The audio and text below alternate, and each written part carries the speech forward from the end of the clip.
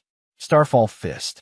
The moment the galactic fist was unleashed, fists containing boundless energy surged forward. Dr. Zhao stared at the incoming fists with disbelief. This brat can actually use an ultimate talent. Suddenly, a tremendously powerful explosion erupted in the sky. This scene stunned everyone present. A massive crater was blasted into the ground. Dr. Zhao was obliterated by this punch. Not even a trace remained. He was the weakest, a white dust-level transcendent. But now he was being fiercely sought after by the official transcendent organizations. To recruit Mingyi, Catwoman even offered him full benefits, including health insurance and a pension fund. Yasuo even offered to teach Mingyi his ultimate technique, Wind Slash, just as Mingyi was hesitating about what to choose. But he suddenly fainted. It turned out that after the battle with Dr. Zhao, his energy consumption was too great, and he couldn't hold on any longer. Mingyi was then sent to the hospital. The TV was broadcasting news of Mingyi's heroic deeds. But he didn't know he was famous yet. Nurse Song, blushing, told Mingyi that he was already a little hero of Lanyang City. At this moment, the door was pushed open. It was General Li and Catwoman from the Transcendent Organization. General Li praised Mingyi for preventing the Lanyang disaster and expressed his gratitude to Mingyi. General Li seemed to have something more to say. Catwoman and Nurse Song quietly left the room. Mingi asked, "Is there something important you need to say privately?" General Lee told Mingi, "The calamity demons that invaded our world all came from meteors. A year ago, the astronomy team detected a meteor named Goddess. After entering the Earth's atmosphere, it suddenly changed its trajectory and exploded above the Earth. You happened to be near the crater at the time, and you were unconscious for a whole year because of it." General Lee asked, "What did you see at that time, Mingi?" Mingi said, "I only saw the sky obscured by the dazzling light of the meteor, and then I quickly lost consciousness." Mingi then asked, "Was there a terrible calamity demon on that meteor?" General Lee replied, "We classify disasters into 12 levels.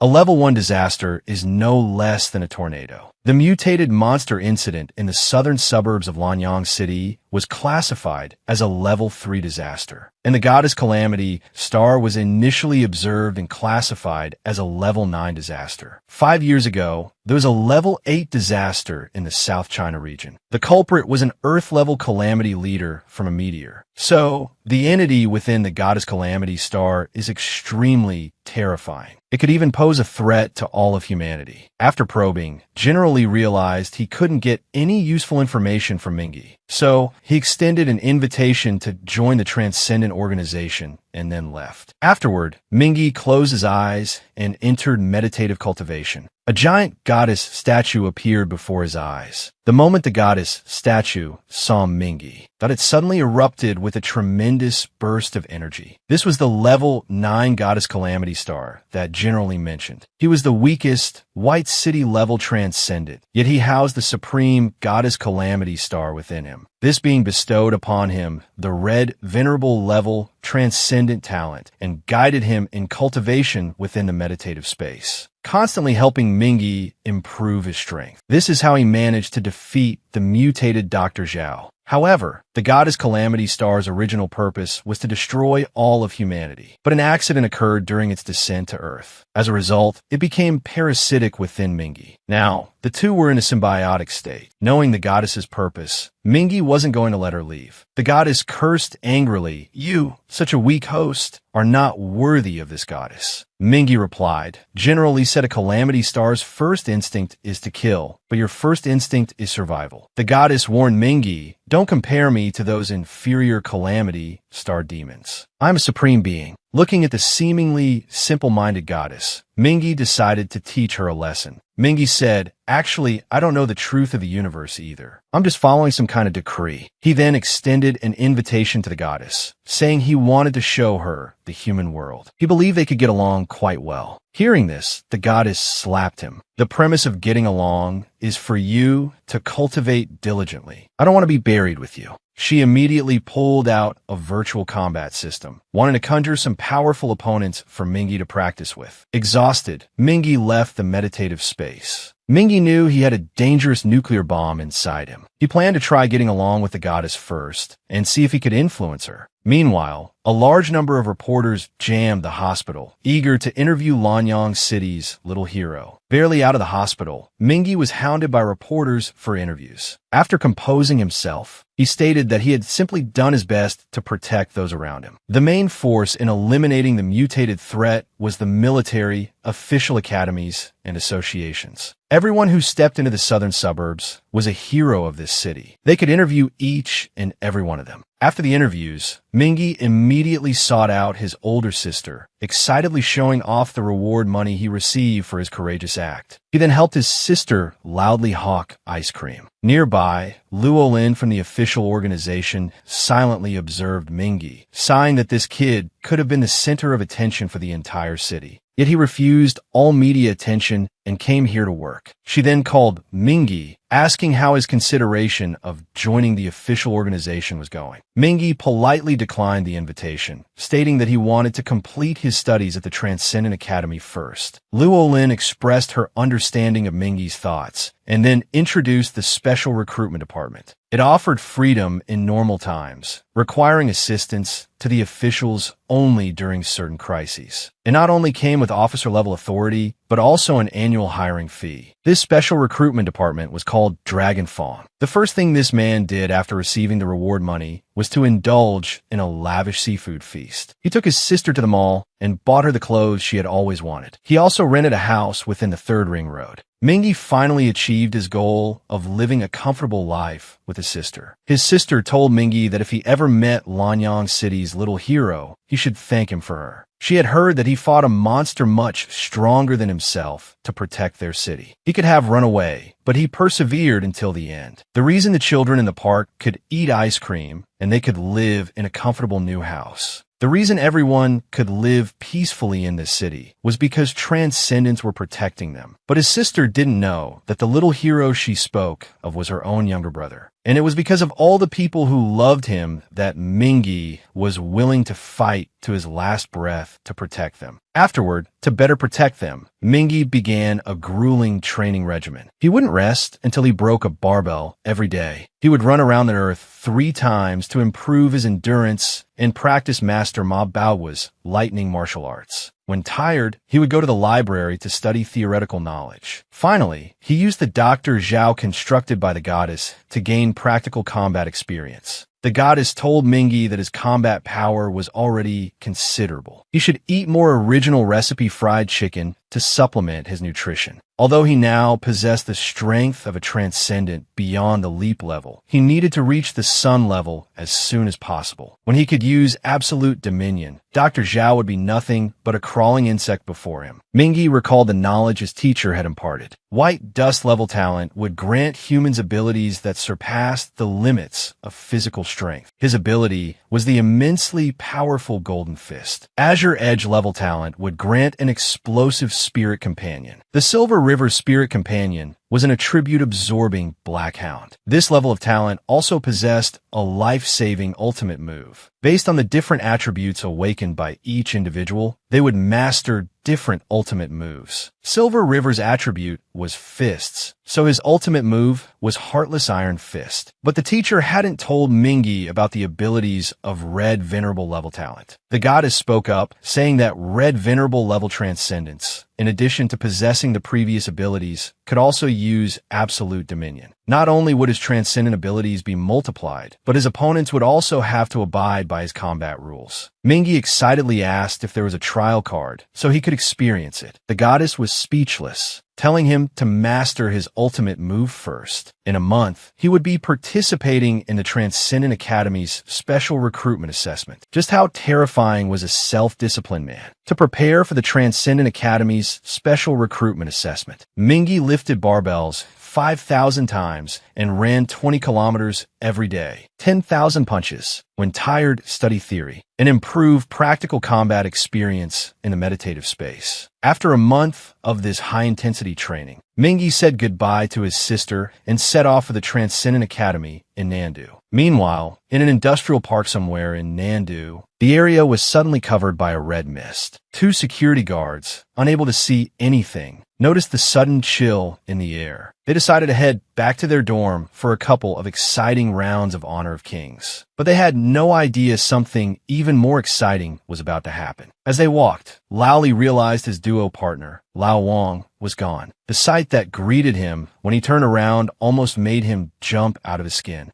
A hideously ugly spider demon had sucked Lao Wang dry. Lao Li immediately turned and ran. I haven't even reached the peak rank yet. I don't want to die. Lao Li gasped, hiding in the control room. Just as he was about to pull out his phone to call the police, he saw a strange woman outside through the glass. Kind-hearted, Lao Li quickly told the woman, "It's dangerous out there. Come in quickly." The beautiful woman obediently entered. She immediately began absorbing Lao Li's spirit with countless tentacles. Poor Lao Li died with regret, his body turning into another withered husk. Suddenly, a loud explosion rocked the industrial park. A little boy trembled in fear, hiding inside a building. He looked up and saw a giant as tall as a building. The overwhelming pressure kept the boy silent. At that moment, the train Mingi was on was passing through the area. Inside the carriage, Mingi was reassuring his sister over the phone. Suddenly, a rolling fog swept past outside the train, bringing the high-speed train to a halt. Mingi found that his phone had lost signal. While everyone was still wondering what was going on, a little boy noticed something outside the window. His mother told him not to speak nonsense. Mingi also looked out, but didn't see anything unusual. An announcement came over the intercom. The train has encountered an unforeseen and unavoidable situation. Please remain seated and wait patiently. But Mingi was worried and decided to inquire about the situation. Fang Yinrong, a student from the Transcendent Academy who was also on the train, said he could help. After informing the conductor of their transcendent status, the two set off to inspect the surroundings. But within the unusual mist, danger lurked, waiting for them. He was the most selfless conductor. Facing the sudden calamity, he used his last ounce of strength to close the train doors, ensuring the safety of the other passengers. Despite his fear and grievances, he knew this was his duty. The woman's name was Tan Xin. She was originally the conductor for the train arriving in Nandu. Now, the train was enveloped in a red mist and had come to a sudden stop. Mingi and Fang Yinrong, both transcendents, volunteered to check the situation outside. They instructed Tan Xin to keep the doors locked and not open them unless it was them returning. Then they left. While Tan Xin was checking the situation inside the carriage, she vaguely saw the figure of a girl outside. Kind-hearted Tan Xin was about to open the door when she suddenly remembered Mingi and Fang Yinrong's warning. She released the door handle. Tan Xin tried to see through the glass, but the thick fog outside obscured her vision. A man passing by also saw the girl and urged Tan Xin to open the door. The poor girl must be terrified. Tan Xin replied that the Transcendents had warned them not to open the doors under any circumstances. Besides, after the train stopped, all the doors were locked. It was impossible for anyone to get off. The man passing by angrily scolded, "How can you be so cold-hearted? She might be from a nearby village, coming here to ask for help." Helpless, Tan Xin used her body to block him. But the man shoved Tan Xin aside and roared, "If you won't open it, I will." In a moment of panic, Tan Xin lunged forward and grabbed him. But the man slapped her, sending her flying to the ground. As he reveled in his self-proclaimed heroism, he was unaware that the terrifying calamity demon was waiting just outside. The man was instantly petrified with fear. In the next second, countless tentacles pulled him outside. Tan Xin, sprawled on the ground, trembled at the sight. But she kept a clear head, quickly got up, and rushed towards the door. Just as Tan Xin tried to close the door, the calamity demon's tentacles wrapped around her legs. A powerful force dragged her outside. Tan Xin was terrified, but in the next moment, her expression became resolute. With a sudden pull, she slammed the door shut. She knew that if she didn't, all the passengers inside would be in danger. But she herself was swallowed by the darkness. At that moment, another attendant came to check the carriage and found door number 2 unlocked. She locked it and sighed. How could Tan Xin be so careless? Outside, the lurking calamity demon reached out its tentacles, but found it couldn't open the locked door. So it quietly left the train. He was a novice star radiance level transcendent. But when faced with the powerful calamity demon, he stepped in front of the Transcendent Academy's top student, saying, "Little sis, step back. I'm about to show off." This enraged the calamity demon. It lashed out with its hair in a thorn whip attack. Mingi quickly dodged, but Fang Yinrong couldn't react in time and was struck hard by a tentacle. Mingi urged him to hide, saying he could handle the calamity demon. But in the next second, the calamity demon's tentacles tightly bound him. Fang Yinrong shouted, "You're only at the crevice heart level. How strong can you be?" Mingi, completely immobilized, was suddenly pulled towards the calamity demon by a powerful force. Using the momentum, Mingi unleashed a splitting heaven fist. The overwhelming force shocked even Fang Yinrong. The calamity demon was furious. He didn't hold back against the beauty. Turns out he's a pervert. The harder you hit him, the more excited he gets. It unleashed its calamity bloodline, and countless, even fiercer tentacles surged towards Mingi. But Mingi remained calm, countering the calamity demon's attacks with a barrage of concentrated fists. Fang Yinrong couldn't even see how many punches were thrown. In the blink of an eye, Mingi appeared before the calamity demon, his eyes filled with killing intent. A powerful blow pierced the calamity demon's body. Suddenly, a sight within startled Mingi. There was a person inside the calamity demon. It was Tan Xin, the train attendant. Mingi quickly pulled her out, but as he checked on Tan Xin, the injured calamity demon, seizing the opportunity, escaped. The foul odor emanating from Tan Xin made Fong Yinrong cover his nose and mouth. But Mingi didn't hesitate. He began to perform CPR. After Mingi's emergency treatment, Dansin finally digan conscience. The other attendant quickly urged them to board the train and leave the dangerous area. But they didn't know that this area was just the tip of the iceberg of the red mist. After this, a mysterious figure appeared in Xiaopei village. The man before him was Yeso from the Transcendent Organization. His superior had sent him not only to investigate the sudden appearance of the red mist, but also to track a giant calamity demon whose power was said to rival even military-grade entities. This man's luck with women was truly terrible. During the Academy's talent awakening ceremony, the school beauty had quietly cheered him on. Yet, right in front of the goddess, he awakened the most useless white Zen epic talent. Depressed, Mingi rode his motorcycle, running a red light to vent his frustration. As a result, he was struck by a meteor. The school beauty left a letter for the paralyzed Mingi. It said that if Mingi woke up, she would be his girlfriend. But as fate would have it, a year later, Mingi did indeed wake up. Having just arrived in Nandu, he received a harassing phone call. At first, Mingi thought it was some kind of telecom scam. However, the familiar voice from the other end of the line made him blush. It was Lu Qian, the current star of the Nandu Transcendent Academy. Mingi asked in surprise, "How did you get my number?" Lu Qian said it was through a nearby person Shake to Connect feature. They then arranged to meet outside the school. On his way to the Transcendent Academy, Mingi recalled that innocent memory in the small woods on campus. Mingi had pulled out a bouquet of wildflowers and confessed to Lu Qian, but the shy Lu Qian didn't respond on the spot. Mingi sighed inwardly, thinking that after more than a year without a reply, he must have been friend-zoned. However, he didn't know that Lu Qian had actually replied positively, because his classmate had torn up the letter. On the other side, Lu Qian was sharing the news of her impending romance with her best friend. Her best friend told Lu Qian to be careful. The people chasing you line up all the way to the school gate. How can a loser from Nanyang City compare to the young masters of Nandu?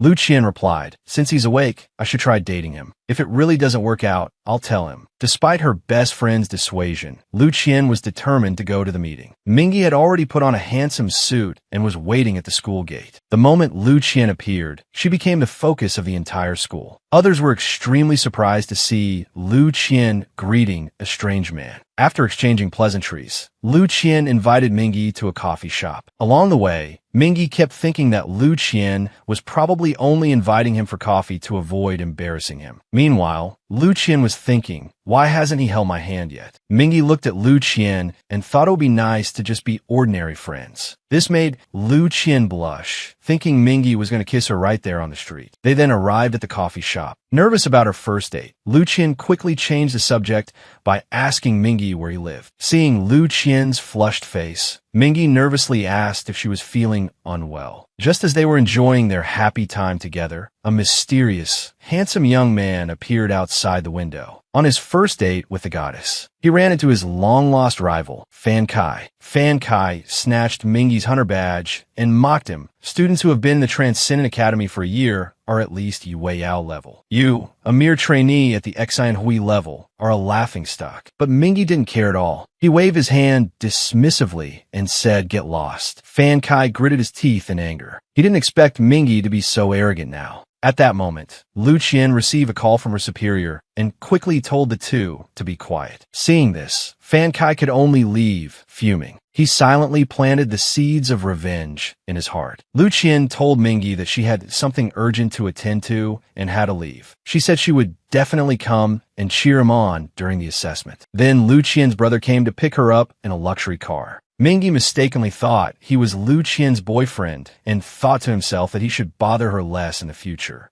Later, on the day of the assessment, Mingy looked at the academy he had once dreamed of attending, lost in thought. Suddenly, a classmate called out to him and asked if Mingy was also here for the assessment. Looking at Mingy's cheap clothes, Peng Linghui said, "You're really playing it down. Tell me, how much did your family donate to get you into the special recruitment?" A clueless Mingy looked bewildered. Peng Linghui told him to stop pretending. Who doesn't know the special recruitment is just a back door? He smugly told Mingy, "My family donated 7 million for an admission spot. No one can pass Nandu Academy's assessment without donating money." Mingy then realized that the special recruitment assessment was just a show, a backdoor for the children of donors. The teachers in charge of the assessment arrived, but when they called out names, they didn't even reach Mingy's. Peng Linghui, beside him, quickly reminded the teacher. They then discovered Mingy's name on the second page. They subsequently informed the students present that the special recruitment assessment consisted of 5 parts: 4 outstanding physical tests and a combat confrontation. The first assessment was a strength test. The teacher asked Mingy to go first. If you can't reach 1,500 kilograms, you can leave directly. The teacher's intention in having Mingy go first was to dissuade him. Mingy took a deep breath. He then began to gather his strength and unleashed a powerful blow. A strong force instantly erupted. He directly broke the strength testing dummy. The students present exclaimed, "What terrifying strength!" The 3 teachers had never encountered such a situation during an assessment. Did that punch break the instrument? The teacher then stammered, "Mingy has passed the first assessment, but due to the damaged instrument, everyone else is considered to have passed." Mingy's mind was reeling. Wow, they can do that. How stubborn is this guy? Everyone else uses their superpowers to pass the entrance exam, but he insists on relying on his own strength. When the proctor saw that Mingy was a tightwad, they decided to increase the difficulty in the second stage to get rid of him. The students participating in the assessment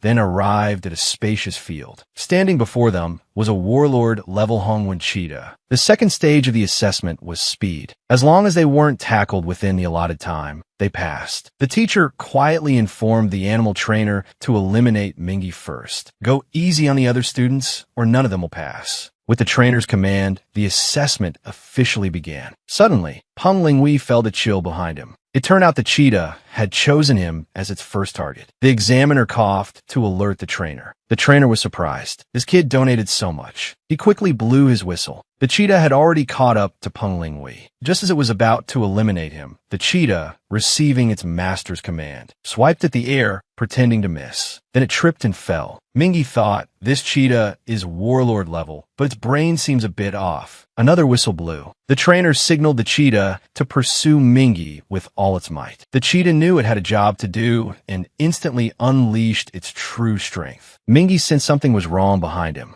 As soon as he turned around, he saw the cheetah pouncing. Mingy quickly dodged the attack. Looking at the suddenly ferocious cheetah, Mingy was bewildered. Wasn't it just a scaredy cat a moment ago? A furious roar echoed. The cheetah began to chase Mingy even more frantically. Mingy tried to lead the cheetah towards the other examinees, but the cheetah seemed completely oblivious to the students who were busy taking selfies. Mingy thought, am I coated in honey or something? Why is it only chasing me? Annoyed, Mingy decided to show them his real speed. He kicked off the ground, instantly creating distance between himself and the cheetah. The other students were shocked by Mingy's superhuman speed. The examiner was also amazed. That speed surpasses most Yueyao level transcendence. 10 minutes later, the cheetah was panting, completely exhausted. A relaxed Mingy taunted, "Why aren't you chasing me anymore? Now it's my turn to chase you. If I catch you, I'll knock your teeth out." The cheetah, frightened by these words, bared its teeth. So the man and the cheetah began their chase again. 15 minutes later, the trainer, holding the exhausted cheetah, pleaded with Mingy, "Please, have mercy on my little cheetah." When Mingy responded that he wanted to practice his second stage speed burst, the examiner quickly interrupted and announced that all the candidates had passed. Next is the third assessment, reaction speed. He's the stingiest man in the universe. Everyone else uses their superpowers to pass the assessment, but he refuses to give the examiner a single cent. The third test was for reaction speed. In front of them was a creature known as a devil tree. The assistant gently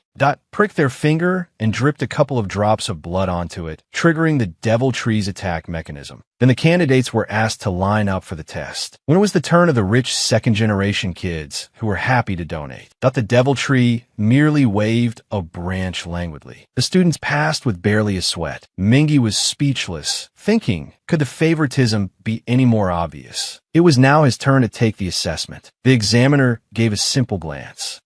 And the assistant immediately understood. Without hesitation, they made a large cut on their palm. The more blood it sucked, the stronger the deviltry became. The now satiated deviltry instantly became invigorated. Its power and speed increased considerably, startling Mingy, who narrowly dodged the attack. Having already learned the examiner's tactics in the first two tests, Mingy was no longer surprised. He focused on preparing for a high-difficulty assessment. What the examiners didn't know was that Mingy had a hidden talent for good luck. Even bullets had trouble hitting him. No matter how fast the deviltry attacked, it couldn't touch Mingy. The examiner quickly questioned the assistant, asking if they were going easy on him. The helpless assistant had no choice but to go all out. They slashed their other hand twice. Once again, they injected the deviltry with energy. Receiving more blood, the deviltry went completely berserk. Its power was fully unleashed, and its branches grew rapidly. Looking at the even more powerful deviltry, Mingy thought it was a good opportunity to practice his hearing. He then closed his eyes. Relying solely on the sound of the branches cutting through the air, Mingy easily dodged the deviltry's continuous attacks. The examiners and students present were dumbfounded. Was this something a human could do? Mingy then unleashed his secret technique. Repeatedly weaving back and forth, he darted between the attacking branches. After 5 minutes of this, the deviltry was completely exhausted. Mingy simply stretched. The examiner announced that the assessment was overdue to the assistant's physical condition. The female assistant quickly told the examiner that Mingy had exceeded expectations in all 3 assessments, and such talent was rare. But the examiner roared, since this is a special recruitment, a comprehensive assessment is required. No aspect can be neglected. Proceed to the next assessment, combat training. How stubborn is this man? Others use their superpowers to defy fate, or buy low and sell high to gain new extraordinary talents. But he actually wants to use his own strength to pass the Transcendental Academy's talent test. And the talent Mingy awakened is merely at the White Minister level. The examiner told Mingy, even if you possess great strength, superhuman speed,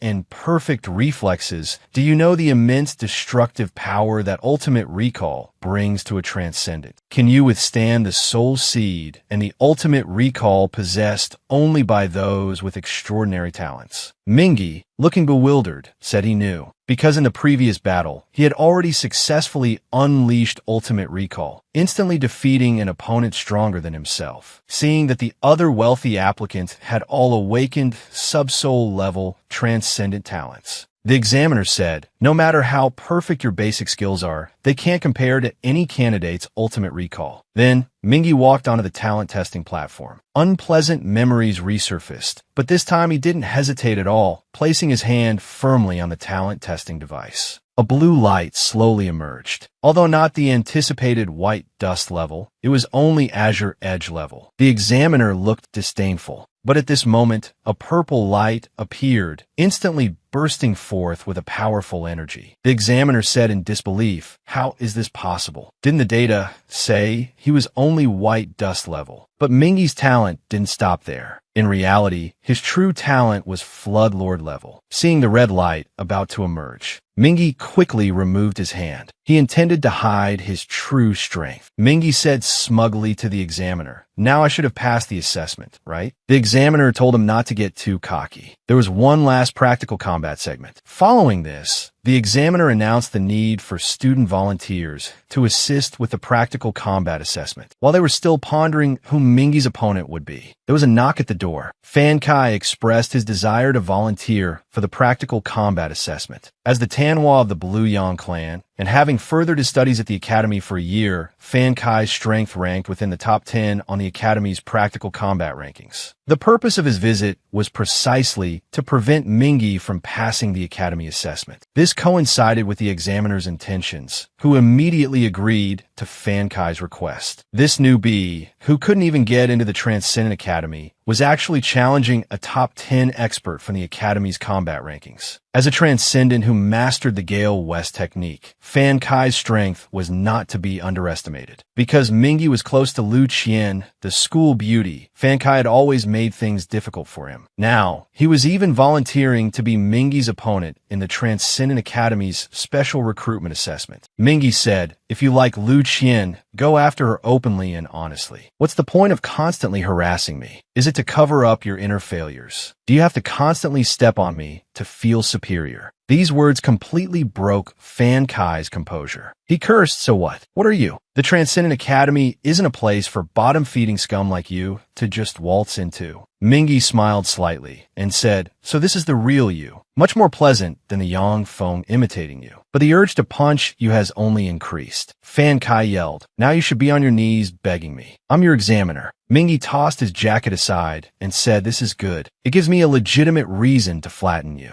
He then charged straight at Fan Kai, landing a heavy punch. Instantly, a surprising force erupted, sending Fan Kai flying 10 meters away. At this moment, Mingi immediately launched a second attack. Taking advantage of the moment Fan Kai was airborne, he quickly rushed in front of him again. He mercilessly delivered an uppercut. The power of this punch knocked out one of Fan Kai's teeth. Fan Kai then used wind suction to hover in midair. Those two punches had enraged him. He immediately launched a spirit technique, using a gale edge attack towards Mingi. The ground instantly shattered, erupting with immense power. Fan Kai laughed. "You can't even get close to me. How can you fight me?" He then activated the final stage, Zero Season Windstorm. He summoned a giant wind serpent. Seeing Mingi trapped within the wind array, he immediately extracted earth elements from the ground and began to accumulate power in his mystic fist. Just as Fan Kai was gloating, he suddenly realized something was wrong. A 100-meter-tall fist suddenly erupted from the ground, sending him flying. This was Mingi's pig-slaughtering fist. The onlookers gasped. Is Fan Kai really one of the top 10 in our sophomore year? He's actually being beaten like this by an applicant who hasn't even enrolled yet. Humiliated by Mingi, Fan Kai was enraged. His hidden talent was that the angrier he became, the stronger the gale he could control. Now, at his peak state, Fan Kai activated his purple soul, a soul art usable only with a corresponding talent. Instantly, a violent tornado, the gale west, swept across the entire arena. An examiner shouted, using an ultimate soul art, "That's forbidden." But Teacher Yin remained silent. Fan Kai yelled, "What good is your brute strength now? It's over, Mingi." Despair. The Gale West tornado's power was immense. Mingi marveled, "So this is someone else's soul art." Then he was swallowed by the tornado. Teacher Yin couldn't help but panic. At this rate, an accident might occur during the assessment. Mingi's voice reached Fan Kai from within the tornado. "If you truly want to crush someone," Mingi said, "you should unleash your soul without reservation. Chattering incessantly only makes you look more impotent and enraged." Fan Kai roared furiously, "I was going to show you some mercy, but now you'll be back in the hospital, paralyzed." He slammed the Gale West tornado towards Mingi. Mingi began to gather energy in his hands, drawing upon the wind attribute within the storm itself. He then unleashed a full-powered strike towards Fan Kai. A surge of energy shot straight at him. Fan Kai could no longer defend himself against Mingi. A violente explosion érupted. Fan Kai was sent flying from one end of the platform to the other, crashing into the wall, unconscious. With unparalleled power, Mingi successfully passed the final practical assessment. After defeating Fan Kai, one of the top 10 students in the academy, Mingi successfully passed the Transcendent Academy's entrance exam. With his exceptional performance, Mingi also gained a little admirer. A girl invited him to her dorm, mentioning her kitten could do backflips. Just as Mingi was about to leave with the girl, a familiar figure appeared behind him. Lu Qian called out, "Excuse me, upperclassman, Mingi and I are high school classmates. Let me be his guide. Thank you for your enthusiasm." Lu Qian's intimidating glare made the girl break out in a cold sweat. She then suggested exchanging contact information. Lu Qian said his phone was broken and being repaired. The girl asked for his phone number. Lu Qian said his SIM card was also broken and he was getting a new one. Finally, the girl was dissuaded. Lu Qian asked, a little annoyed, that girl was so forward. "You seem to have passed the exam with flying colors." Mingi replied, "Just SOSO." The two walked through the campus, chatting and laughing. It was like being back in their old school days. There were vast practice fields, a bustling student street, and vintage-style teaching buildings. In the days that followed, Mingi studied at the Transcendent Academy. A teacher explained, transcendent talents are divided into 5 levels: white dust, azure edge, purple soul, crimson lord, and black saint. So what are the core abilities of a white dust level talent? A student named Fong Yinrong asked. Those with transcendent talents have superior physical qualities, the teacher replied, and with diligent training, they can surpass the limits of some athletes. The teacher continued, this is the core ability of a white dust level transcendent. We call it the transcendent physique. Azure edge level transcendents, in addition to the transcendent physique, also possess a unique special ability. The teacher then asked, can any of you demonstrate? A girl with white hair raised her hand. My transcendent talent is dazzling light. Azure edge, dazzling light, the teacher noted. Go ahead and show us. The girl gathered a bright light in her hand and then crushed it. The teacher's words instantly captivated all the students in the classroom. Bursting neighbor consumes a significant amount of stamina and mental energy. Therefore, cultivating transcendent stamina is crucial. The teacher then began to introduce the purple soul level talents. The teacher pulled out a long-cherished USB drive. Let's learn from this action clip. What appeared on the big screen was Mingi's fight with Fan Kai. The teacher explained, this student's transcendent talent is Gale West. When he wants to unleash his ultimate soul art, the wind absorption must reach a certain intensity. Mingi suddenly understood. So, if I had just dispersed Fan Kai's Gale West with my fist, defeating him would have been much easier. Suddenly, everyone was stunned by the scene before them. On the screen appeared the image of Mingi punching Fan Kai. The students exclaimed, is he even human? The pixelation was intense. Fong Yinrong began to suspect, is that man on the screen Mingi? A student beside him asked, isn't a purple soul art more than 10 times stronger than an azure edges? How'd he do that? The teacher made a peace sign and said, rumor has it, this student's foundation is exceptionally solid. He scored full marks in all 3 stamina tests. The stronger the transcendent stamina, the stronger the spirit skills and soul arts one can perform. Theoretically, a white dust talent with transcendent physique cultivated to its peak can also defeat a black saint talent. The students exclaimed, the man in the textbook is too strong. It feels like he could take on our entire class by himself. And this man, comparable to One Punch Man, was their classmate, Mingi. This seemingly ordinary man was actually the legendary One Punch Man. Fong Yinrong said, the man in the video is you, right? I remember you used your fist to send that calamity sprite flying. Mingi replied, lots of people use their fists. Doesn't Teacher Chi you also use fists? Suddenly, a broadcast interrupted them. The astronomy department has observed a small meteor breaking through the atmosphere. Its trajectory is preliminarily estimated to be Shaolin, Nandu. Please evacuate the villagers immediately. Frontline commanders, prepare for battle. Rear support, please establish a cordon and organize backup teams. At the same time, Luo Lin called Mingi. He told him, the Shaolin Calamity Sprite Swarm is estimated to be no less than 1,000 strong. The Transcendent Disaster Response Organization needs you on standby. Be prepared to deal with unpredictable emergencies. The order put Mingi on high alert. He then returned to his dormitory.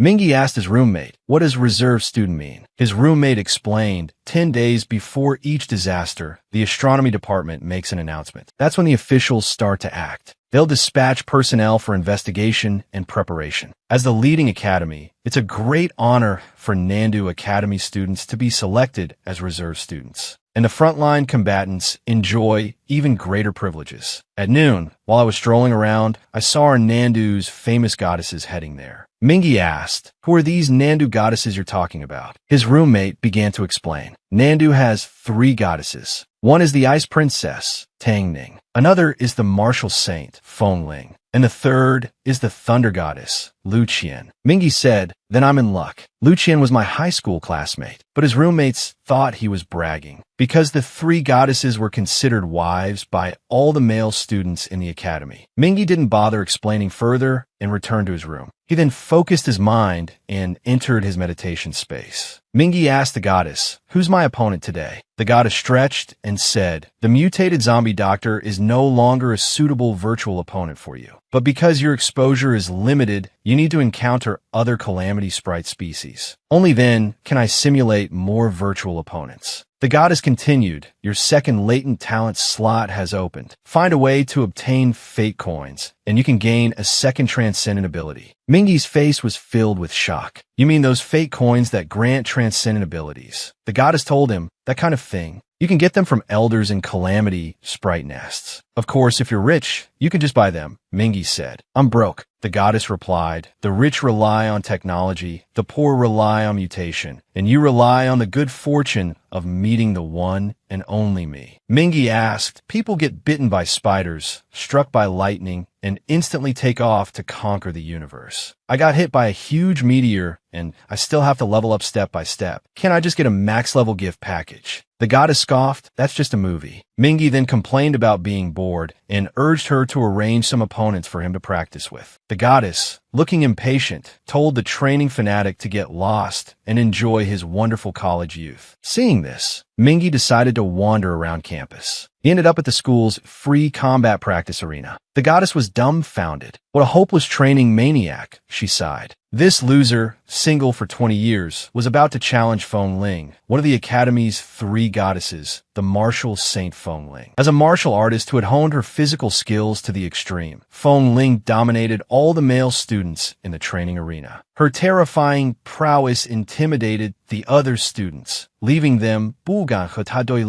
just as she was complaining to her manager that she hadn't even broken a sweat today. Her manager told her, I just saw a young man who seems promising. Do you want to give him a try? This person was Mingy, also at the training grounds. Also a fanatic about physical training, Mingy had been giving the other students on the field a hard time. Seeing this, Feng Ling was immediately intrigued. She took off her jacket, preparing to challenge Mingy. Meanwhile, Mingy was desperately begging another student to trade a few more punches. At that moment, Feng Ling extended a practice invitation to Mingy. He accepted without hesitation. Feng Ling took a quick step forward and kicked out, aiming to give Mingy a shoulder and neck massage. Startled, Mingy quickly dodged. The intense battle drew a growing crowd of onlookers. Feng Ling complimented, good reflexes. Mingy modestly replied, you're not bad yourself. Then he quickly threw a punch. Unexpectedly, the girl's incredibly strong arms deflected his attack, sending him flying back. Taking advantage of the moment Mingy was airborne, Feng Ling leaped into the air, aiming to end the fight with a dropkick. But Mingy was ready. He quickly gathered power in his fist. Feng Ling's descending slash and Mingy's rising dragon fist collided violently in midair, unleashing a destructive force. Even the air rippled from the impact. Seeing her attack fail, Feng Ling retreated, returning to a safe distance. It seems I underestimated you, Feng Ling admitted. Me too, Mingy replied. Mingy quickly advanced, unleashing a flurry of punches. Feng Ling used a shadow technique to dodge the blows, then quickly jumped back to create distance.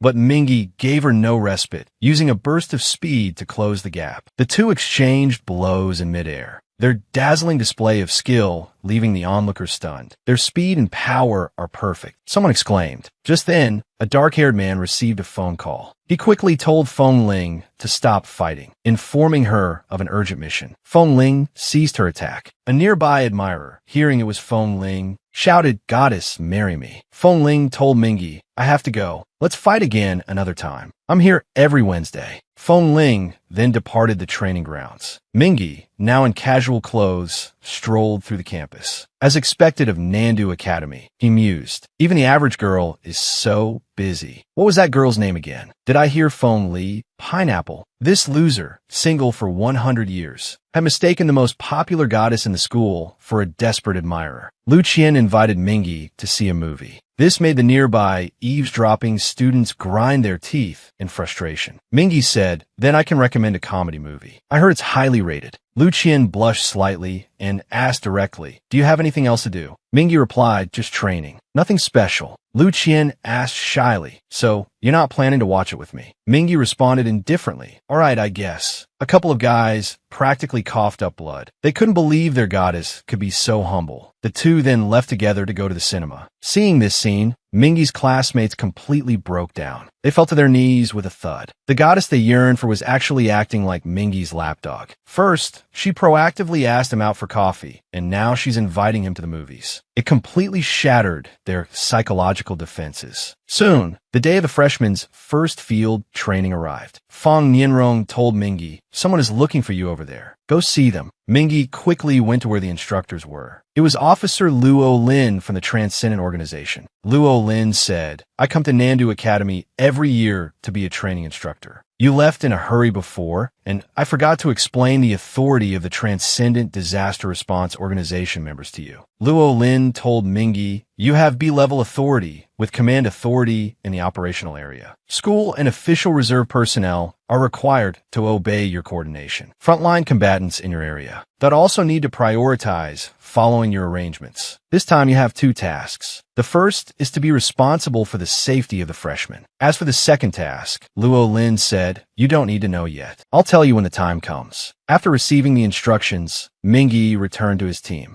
The freshmen then arrived at a wilderness area, preparing to set up camp. After completing the preparations, night quickly fell. A student asked Officer Luo Lin, "Do you have any particularly frightening experiences?" Luo Lin began to reminisce. "At that time, I was just a student. I could see the monster as tall as a mountain range from dozens of kilometers away. Now, that city is abandoned, practically a nest for monsters." The student asked, "What level was that monster?" Luo Lin replied, "King level. We even lost several transcendent leaders in that battle." At this point, the teacher told everyone to rest early, as they would begin battlefield cleanup the next day. The next day arrived. Instructor Miaolon said, "We'll take everyone for a 1-hour morning jog in the mountains to warm up. Then we'll come back here for breakfast. Anyone who falls behind will only get steamed buns today." With Miaolan's command, the morning exercise officially began. This was the Transcendent Academy freshmen's first morning exercise. They not only had to go through dense bushes,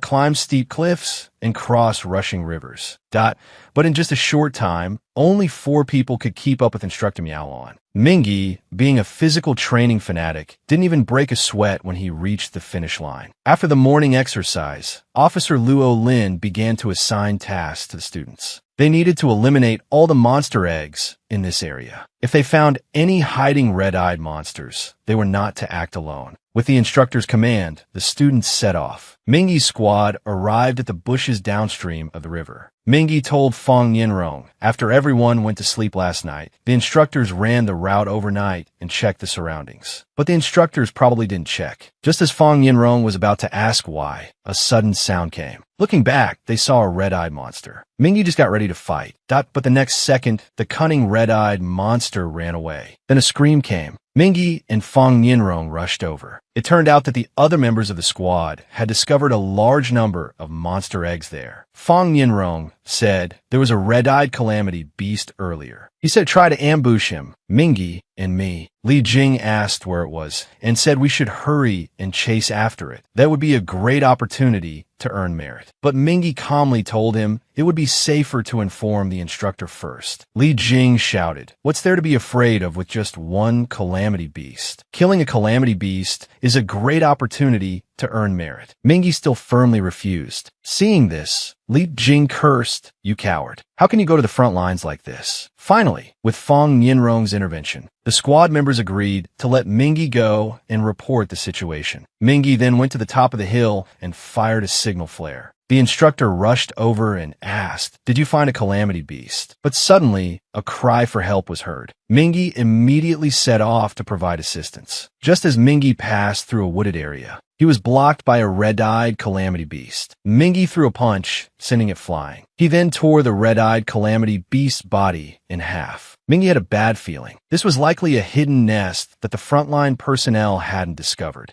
Mingy followed the direction of the cries for help and quickly reached the source of the sound. But the cry for help was actually the sound of the calamity beast in front of him, mimicking a human voice. Suddenly, more red-eyed calamity beasts surrounded him. Suddenly, a red-eyed calamity beast bit through a vine, causing the ground to collapse. Mingy fell into the vine pit. Not only were a large number of calamity beast eggs hidden there, But Mingi also found himself in a very dangerous situation. This was the legendary white fog incident. Once someone carelessly entered the fog, they would be isolated in another dimension. Previously, in the Shishan industrial zone, the people inside had mysteriously disappeared because of this white fog. The freshmen of the Transcendent Academy were extremely panicked. They hadn't expected to encounter such a dangerous situation on their first field training exercise. Meanwhile, Lu Qian was searching everywhere for her missing classmates. Hearing Lu Qian's voice, Mingi, trapped below, shouted out. Lu Qian said, "It's foggy here. I can't find you."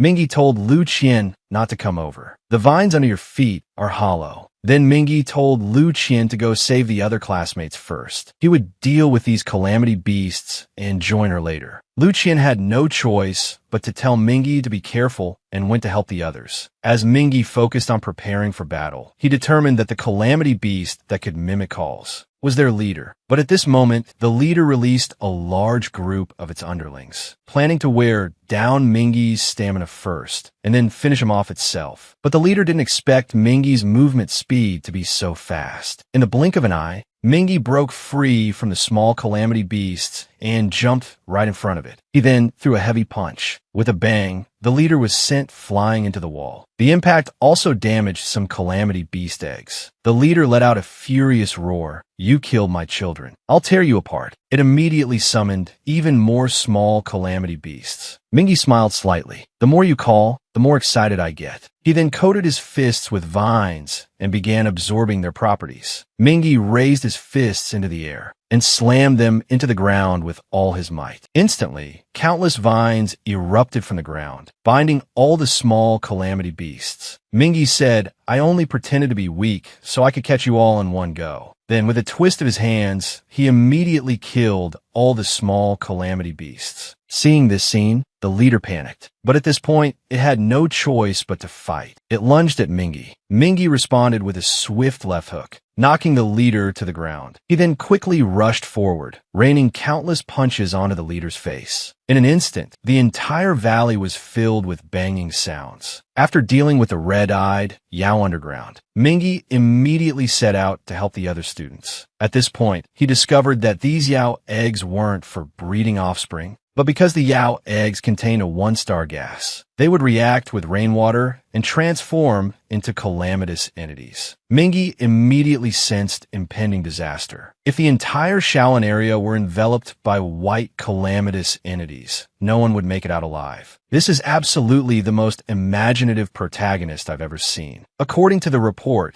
the giant centipede that escaped from the research institute, after consuming a large number of Yao eggs, mutated and gained the ability to traverse the fog. Mingi asked doubtfully, "Then what about us? We also ate these Yao eggs." The Luo Lin instructor, angered, could only grit his teeth and curse. "This thing is poisonous. Only poisonous creatures like centipedes can digest it." According to the latest tracking clues, this giant centipede was last seen here, and it's highly likely it's within the fog. To help the students escape safely, give the order for everyone to start collecting the Yao eggs. We need to use them to lure out a creature. Only it can lead us out of here. Immediately, everyone began to act separately. Mingi said he would deal with the physical calamitous Yao. Then Mingi set off. Instructor Luo Lin told Mingi, "I can observe movements within a 3-kilometer radius in the fog. No anomalies detected so far." But the next second, dense red dots appeared on the instrument. Behind Instructor Fong Qin, a terrifying giant spider suddenly appeared. Fong Qin immediately threw out several darts, but they had no effect on the spider. The enraged spider let out a furious roar and attacked in the next second. Seeing this, Fong Qin quickly fled. Instructor Luo Lin directed him to run out of the woods. But Fong Qin knew the camp was outside the woods, and the calamitous Yao behind him was of unknown strength. For the safety of his classmates, Fong Qin gave up the chance of survival and chose to flee in the wrong direction. As Fong Qin's signal disappeared from the instrument, Instructor Luo Lin, seeing this scene, couldn't help but shed tears. He then announced that Instructor Fong Qin had led the large calamitous Yao away, completing his mission. Meanwhile, Mingi was on standby in the valley. At this moment, Luo Lin had him go to his a series of... A scorpion-tailed hawk appeared. Instantly, dense red dots appeared on the instrument. A large number of scorpion-tailed hawks appeared out of thin air. This startled Mingy, but fortunately, the monsters weren't strong. Mingy threw punch after punch, followed by a series of swift combos, instantly eliminating the calamitous Yao that had just appeared. Just as Mingy thought the threat was eliminated, another batch appeared in the next second. Mingy cursed, "Did I just stir up a hornet's nest?" Instructor Luo Lin said, "These scorpion-tailed hawks are endless. I've been observing how they appear. There seems to be a breeding factory to your south. After you killed the scorpion-tailed hawks in front of you, that place produced another batch." Immediately, Mingy set off, sparks flying along the way, and arrived at the location indicated by Instructor Luo Lin. A glowing circle appeared before him, with a large number of scorpion-tailed hawks continuously emerging from it. At this point, Mingy began to absorb the wind attribute. Then, accumulating power in his fist, he unleashed a giant wind fist blast. Unleashing a surprising force, he directly AoE killed all the calamitous Yao in front of him. Afterwards, Mingy walked towards the light. He discovered it wasn't a breeding factory, but a portal to another world. Just as Mingy attempted to touch the portal, instantly, a powerful suction force pulled him in, and where he was going was an extremely dangerous and mysterious space. The first time this man traveled to another world, he ran straight into the calamitous Yao's lair. But instead of panicking, he began to observe these terrifying creatures. At this moment, the army of insects discovered the intruder's presence and charged towards Mingy. A goddess yelled for Mingy to leave quickly, jolting him out of his trance. Immediately, Mingy turned and fled. Then, the goddess began to gather energy. She unleashed a starlight blast. The instant Mingy was transported back, it completely destroyed the portal to the other world. Mingy, having just escaped, collapsed to the ground in terror. The goddess said, "If you had looked any longer, your soul would be lost." But a greater danger was quietly approaching.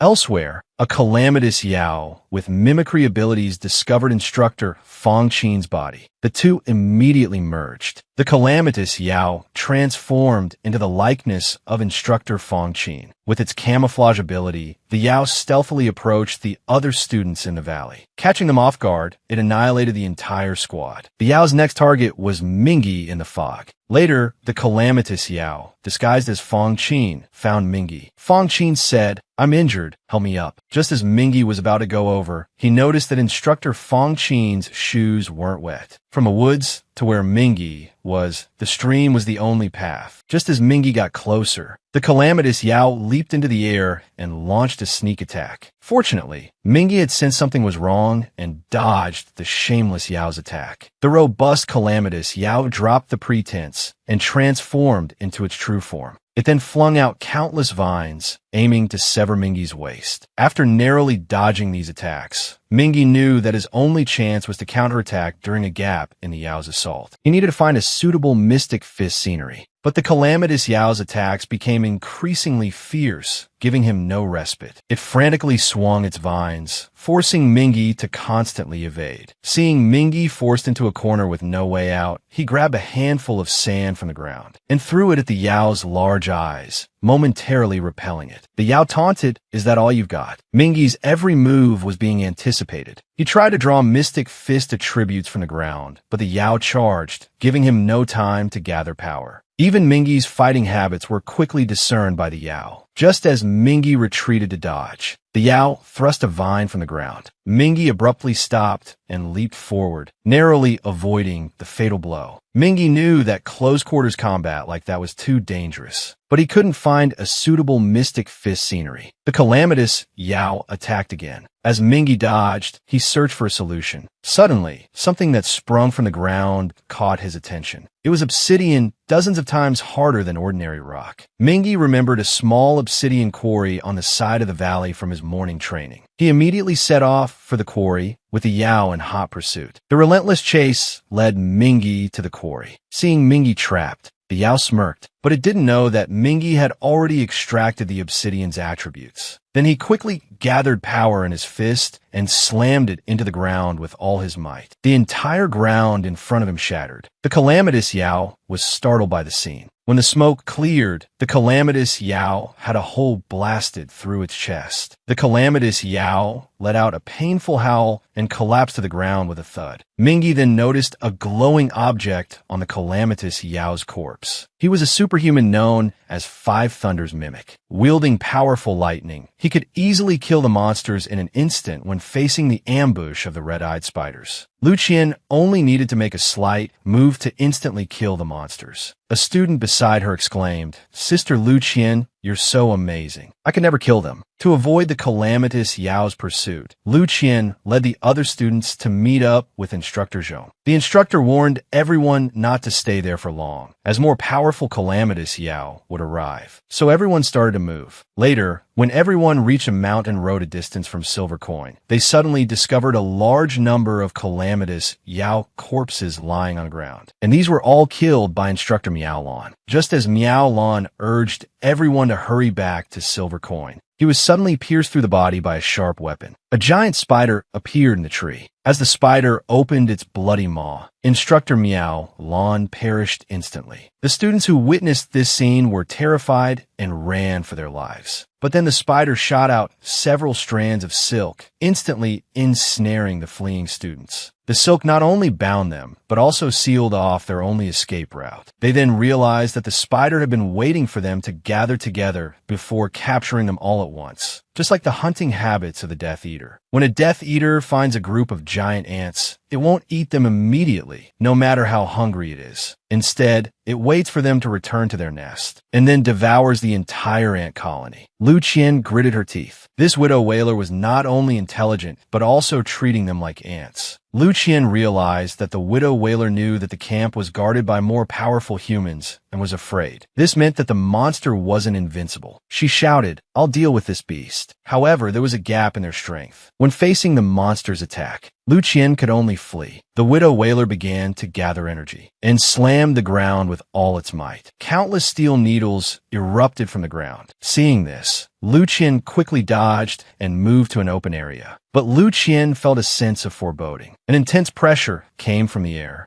Then a rumbling sound erupted. The students nearby covered their mouths in fear. At this moment, a figure caught the instructor's attention. Lu Qian successfully dodged the fatal blow and moved behind the widow whaler, knocking it to the ground with a single slap. Then she activated her thunder sound skill and delivered a flying kick from the sky. Lu Qian then waved her hand and retrieved her weapon from afar. She imbued the weapon with lightning power and threw it at the widow whaler. A sizzling sound followed as a powerful electric current surged through the spider's body. The widow whaler roared in pain and immediately spat out several mouthfuls of something. Instructor Zhong rushed over and shouted, "Lu Qian, come to me." He then held up a scroll in front of Lu Qian. What the spider had just spat out was highly corrosive venom. Lu Qian said that she had severely wounded the widow whaler. "We have a chance to escape." Meanwhile, a large group of pig Yaos suddenly appeared on the other side. But what happened next puzzled everyone. The pig Yao began to gnaw on the corpses of their companions. After finishing eating, the small pig Yao ran towards their leader. The widow whaler opened its large mouth and unceremoniously added a late-night snack. By devouring the other pig Yao, the widow whaler's wounds began to heal. This meant that the previous fight was all for nothing. Instructor Zhong shouted, "Students, you are all superhumans. By working together, you can escape this predicament." But the other students were so frightened that they just sat there stunned. Lu Qian said she didn't blame them. This widow whaler was a crazed, mutated leader. It possesses the ability to instill fear. It plants a seed of fear deep within the hearts of everyone present. It's very difficult to resist unless your power has reached the Sun realm. Seeing that it was impossible to kill this calamitous Yao with its healing ability, Lu Qian told Instructor Zhong to take the students and leave first. Instructor Zhong asked, "But what about you? They will surround you after we leave." Lu Qian replied, "This is my choice. It is also my responsibility. And I also believe that after they grow stronger, someday in the future, if their junior classmates are in danger, they will also step forward." Then she walked straight towards the widow whaler. This is a pig Yao with healing abilities. As long as it devours its companions, it can repair its broken claws. In order to rescue the other students of the Superhuman Academy, Lu Qian had to step forward and fight again. But at this moment, the widow whaler let out a roar, and a red light erupted from its eyes. In the next second, Lu Qian found herself trapped in a spiderweb.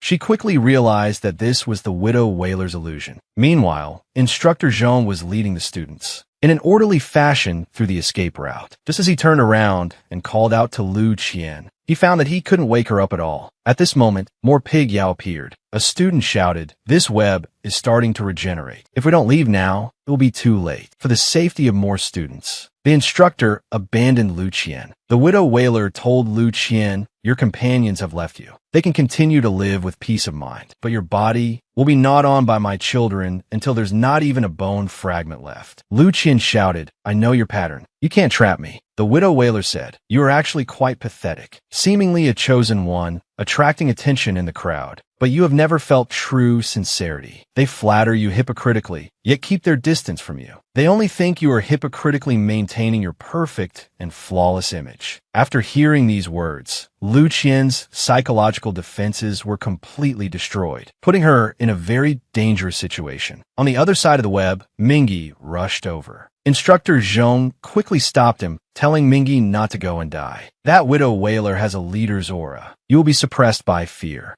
Mingyi shouted, "Compared to the pain of losing someone, that little bit of fear is nothing." Then he rushed straight into the web. At this time, a sound came from the assistant instructor's communicator. Luo Lin told them that it had just sent a member of the deaf-mute group to help. The students asked in confusion, "What deaf-mute group, instructor?" They only saw Mingyi running over. Instructor Zhong had a look of disbelief on his face. He couldn't believe that a member of the Special Operations deaf-mute group would be a newly enrolled student. Seeing the pig Yao on the ground about to attack Lu Qian, Mingyi arrived just in time and immediately rushed forward. He unleashed a series of punches, instantly killing the surrounding pig Yao. The enraged Mingyi immediately began to gather his power. Landing a heavy punch on the widow whaler, he sent it crashing to the ground. The moment the widow whaler hit the ground, Mingyi darted forward. He rapidly left countless fist imprints on the pig Yao. The widow whaler, knowing this man was dangerous, hurriedly spat out a web. Terrified, it quickly tried to flee. At this moment, Mingyi slowly raised his hand. Then, with an upward swing, he unleashed his ultimate soul wing, Heart Scar. Countless fists rained down from the sky, slamming the widow whaler back to the earth. A series of explosions followed. The widow whaler, battered by this combo, was left with only its head. It frantically summoned its underlings, attempting to heal itself once more. But Mingyi gave it no chance to recover. He immediately activated Heart Scar, All's final power. A sharp, murderous intent erupted from his eyes. A massive energy blast plummeted from the sky, instantly executing the widow whaler. Mingyi's attack had blasted a large crater into the ground. At this moment, Lu Qian woke up, but her body refused to obey, and she collapsed. Mingyi instantly rushed forward and held her tightly in his arms.